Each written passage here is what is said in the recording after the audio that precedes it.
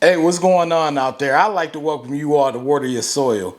Hey, I want to give a shout out to everyone watching this video right now. Everyone, every single one of you, my subscribers, and those of you who are not subscribed, those of you whose first time it is coming by this Water Your Soil channel, shout out to all of you. Because I was thinking earlier, I was like, there are millions of videos on YouTube, and these people, they take out time to come by and watch my videos, no matter if it's for a minute or you watch the whole video, whatever it may be. I appreciate you all for taking out the time to watch this video. And with that said, if you are new here and you're feeling the vibe, be sure to hit the subscribe button, turn on all notifications, that way you don't miss a future video. Also, this is for all of you. Be sure to hit the like button, that way the algorithm circulates this video and other people can watch it as well. All right, so let's get into it. This video is going to be about one strategy that can save you a lot of money on the back end.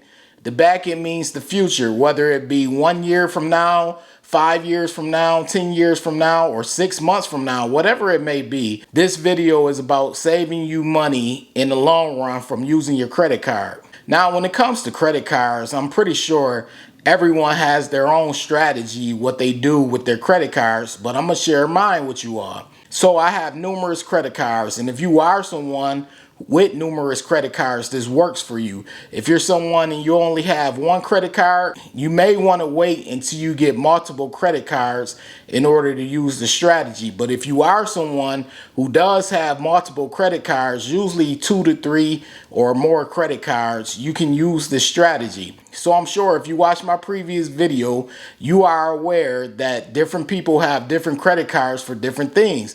There are credit cards for gas. There are credit cards for groceries. There are credit cards for restaurants. There are credit cards for travel. You have all these different categories that you can have in regards to a credit card. However, there's one thing that connects to that as well, and that's spending.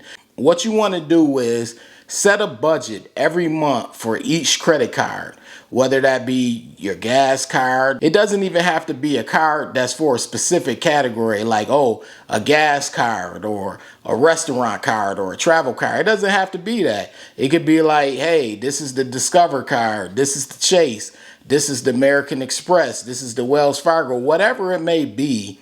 Set aside a budget for each credit card that you have. Now, I know a lot of you have one favorite credit card that you use more than other cards. I do the same thing. I have one credit card that I use more than my other credit cards. But set a budget on each card. Now, of course, what you're going to do is you are going to factor in the credit limit for each credit card that you do have. So, of course, if you have a higher credit limit on one card, you want that card to be the main card that you can spend the most with, because it'll help in regards to utilization.